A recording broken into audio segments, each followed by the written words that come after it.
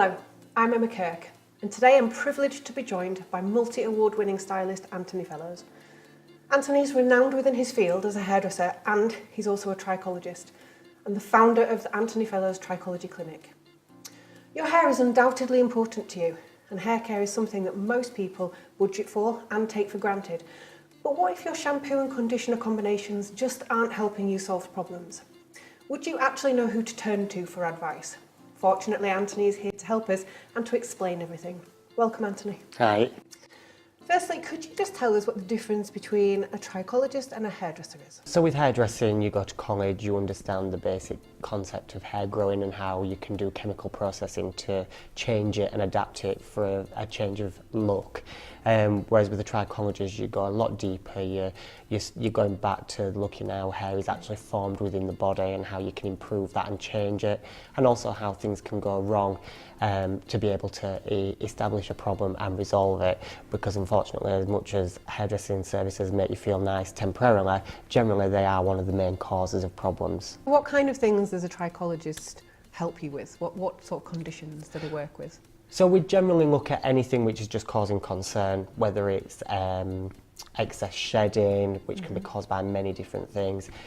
We do a lot of scalp scaling conditions, so psoriasis, seborrheic eczema, dandruff. We also can diagnose and offer support for conditions such as alopecia. Now, unfortunately with alopecia, it is of an unknown cause. It's autoimmune, and sometimes what the problem with that is, they want the answer of how it's going to improve or how it's going to get better, and actually what we do is offer much more of a support network, giving them the correct advice, the correct information as to what's going on, and also what to expect. I already offer a wig service, so I use one of the best companies in the UK for wigs. They do a really good selection. I always include a cutting service, because what people don't realise when they get a wig is 40% of the weight in the wig needs to be removed to make it even look anywhere near natural. Okay. So we'd remove all the weight, we'd style it, we'd cut it, and we'd give guidance again on how to look after it, how to manage it, and how to get the most out of it. I think going back to more the trichology, because the wig side fits in with the salon really. With the trichology side, it's going to be much more about, again, advice. I'd like to do some open evenings incorporating, how to improve hair growth through diet, because with chemotherapy it's known as an anagen effluvium, which is where there is an insult to the hair growth cycle, and as soon as it's removed, the hair will continue to grow as normal. But unfortunately, through that insult, you can get some changes with the hair, or the hair can become weaker, and also there is known other problems that can then follow on from chemotherapy. We know these quite often thyroid issues can arise, which does result in hair loss. And so it's about giving them all of them information and guiding them, and giving them somewhere where they can come and ask them questions. So you're having an open evening. Is you're going to be yourself obviously there, and other experts. What kind of fields will they be from? The open evenings are going to be different. I'm looking at maybe 4 a year. It'll be complimentary. All I'd ask for is maybe a small donation, which is going to go to a charity that's relevant to whatever the evening's about. Sure. So we've got ideas of maybe a hair transplant evening. I'd like to potentially try and get somebody from that background to come in and give a little bit more knowledge on top of what I already know. Obviously diet. I'm looking at working with a nutritionist who can come in and help me put together some ideas of ways of improving hair quality as it grows. But another one that we are looking at working with is with the transgender community.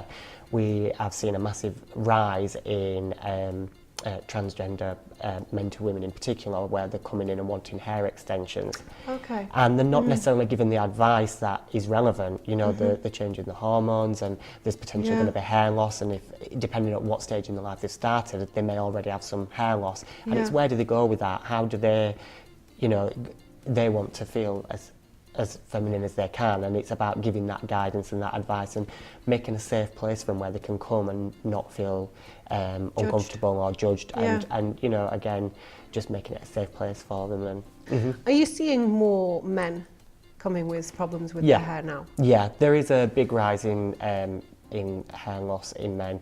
Not necessarily it's a bigger rise, sorry, that's the wrong term. They're more aware of it. It's become a big thing for men to want to maintain their hair as long as possible, improving it. We do a lot more styling with men's hair now, and so we are seeing a rise in that, and it does tend to be the androgenic hair loss, which is just your male pattern baldness. And I think the problem is, because there isn't a widespread advice regarding it, sometimes it gets to a point where they wish they'd gone for a little bit more advice early on. And because unfortunately with male pattern baldness you can't reverse it. However, if you start early on trying to prevent it, you can significantly reduce the hair loss. And so, you know, I think that's going to be a big area that we're going to go down, and again incorporate that with the hair transplants. You know, people don't realise now how far we've come with hair transplants and how fantastic the results can be. You know, unfortunately we've seen bad ones over the years, but I think there's definitely that option there now, and I think they can be maintained well, they can be made to look realistic. What they actually want to do is understand it a little bit more, and reading up online it is quite confusing, and it's just giving them somewhere to go to get all the guidance and the advice they want, but also as well trying to stabilise them, because most surgeons now are talking about not wanting to perform hair transplants on somebody who is in early stages of hair loss and it's been quite rapid. What they'd rather do is stabilise the condition before they go in and do a transplant. And that's where a trichologist would come in, because we can prescribe a minoxidil lotion, which causes a significant decrease in hair loss, and just try to stabilise them out, ready, giving them the advice, ready to go to that next step. So if your people wanted to get in touch with you, obviously, you know, you're providing a confidential, safe environment for them to talk about any problem that they have to do with their hair. I mean, do you have a counsellor involved with you, or is that something you're looking at? It is something we're looking at, definitely. And I think it's really important that we remember with many of the conditions like alopecia, which unfortunately the prognosis is very unknown, to give them some support and be able to offer that, and even coping mechanisms, you know, giving themselves something that they can, you know, focus on and understand, or their own way of dealing with it. So how do people get in touch with you? At the moment, so it is through the main Salon line, which is on the website. I want it to be somewhere where people can go. They're not bumping into the Salon clients. It's a very different thing. So at the moment, it is through the Salon, and it is on the days when the salons are closed. So it's still a very private environment. Okay, what's the Salon number? 01924 492265. And whereabouts is it located? Mirfield, and we're very fortunate we have 6 parking spaces, makes it nice and accessible, because I do think that's free parking spaces. I think that's a big thing for people now. Yeah, no, it is. The ease of finding you, and the parking obviously comes into it as well. But you're quite near a train station if people don't drive, aren't you? Yeah. The train station's a few minute walk away in Mirfield. Okay, so is there anything like you could give from all of your experience and all of your knowledge, like one piece of advice for somebody? What would it be? It would be to just remember your hair is what's left over from your diet you put into the body. And so remembering not to be, you know, going down the route of eradicating one whole food group, or changing your diet rapidly or drastically, and just ensuring you're eating at relevant times of the day, a good combination, because it is one of the biggest problems with hair, you know. And I think the main fact I would say is, if you are looking at your protein, 2 decent portions of protein a day. As vegetarians, you need to look at least 8 small portions, because you're going to struggle to get that relevant protein in. Vegans even more so, I guess.